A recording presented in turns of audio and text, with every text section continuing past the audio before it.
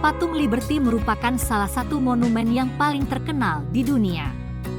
Orang-orang yang mengunjungi kota New York dapat melihatnya, namun sedikit yang mengetahui bahwa Lady Liberty memiliki rahasia tersendiri.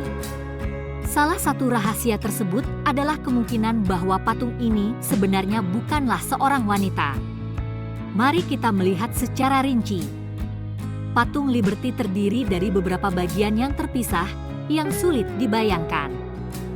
Patung ini tiba dari Prancis pada tanggal 17 Juni 1885 dalam bentuk 300 keping tembaga yang berharga. Tembaga tersebut dikemas dalam 214 peti dan dikirim menggunakan kapal Prancis yang bernama Isère.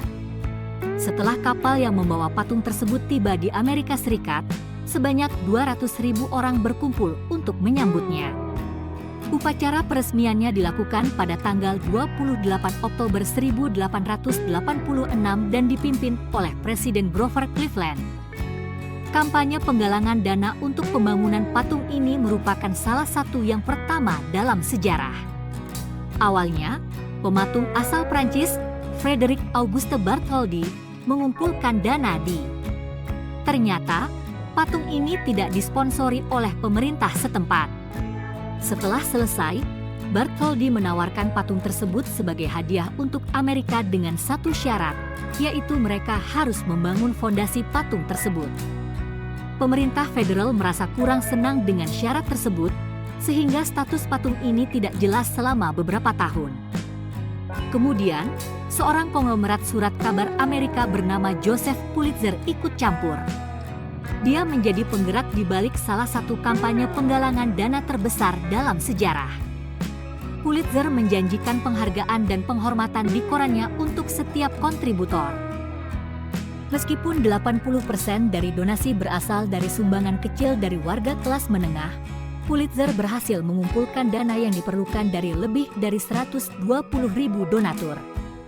Selain itu, puisi terkenal The New Colossus juga merupakan bagian dari kampanye penggalangan dana ini.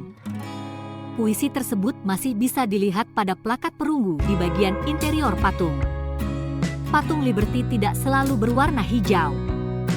Patung ini terbuat dari tembaga, dengan warna aslinya mirip dengan uang logam Rp500 tahun emisi 2003. Menurut New York Historical Society, warnanya berubah menjadi hijau karena oksidasi pada tahun 1920.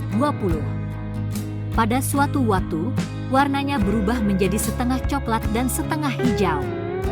Ada 4 fondasi yang dirancang oleh Gustave Eiffel untuk patung Liberty. Fondasi patung ini dibangun di Pulau Liberty, tempat yang saat ini memiliki museum yang menampilkan sejarah patung Liberty dengan foto-foto lama, rekaman video, cerita, dan obor asli Lady Liberty. Pada tahun 1886, insinyur terkenal Alexander Gustave Eiffel ikut serta dalam merancang kerangka baja yang menjaga kekokohan patung ini. Kerangka tersebut cukup kuat untuk menahan sekitar 600 petir yang menyambar setiap tahunnya. Ketika angin kencang, patung Liberty dapat bergerak sejauh 7 cm, sementara obornya dapat bergerak sekitar 12 cm. Untuk mencapai mahkota Lady Liberty, diperlukan pendakian sekitar 354 anak tangga. Area tersebut terbuka untuk pengunjung, tetapi memanjat obornya tidak diperbolehkan.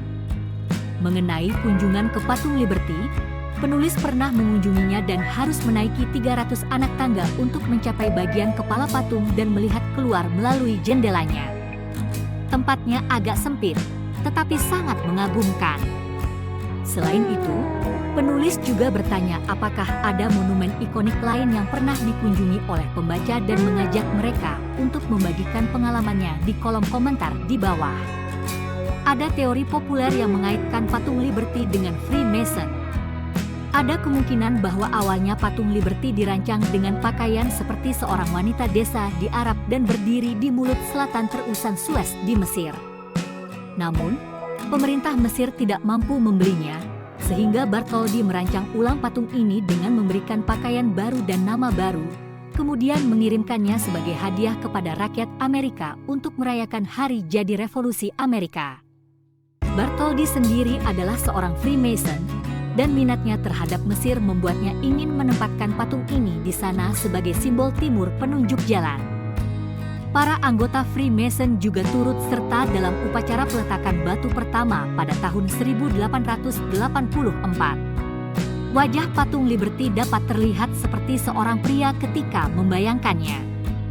Meskipun kebanyakan orang percaya bahwa wajah tersebut merupakan representasi dari Dewi Kemerdekaan Romawi, Libertas, ada penulis dan jurnalis bernama Lisbe Michele yang mengklaim bahwa pematung menggunakan wajah saudara laki-lakinya sebagai model.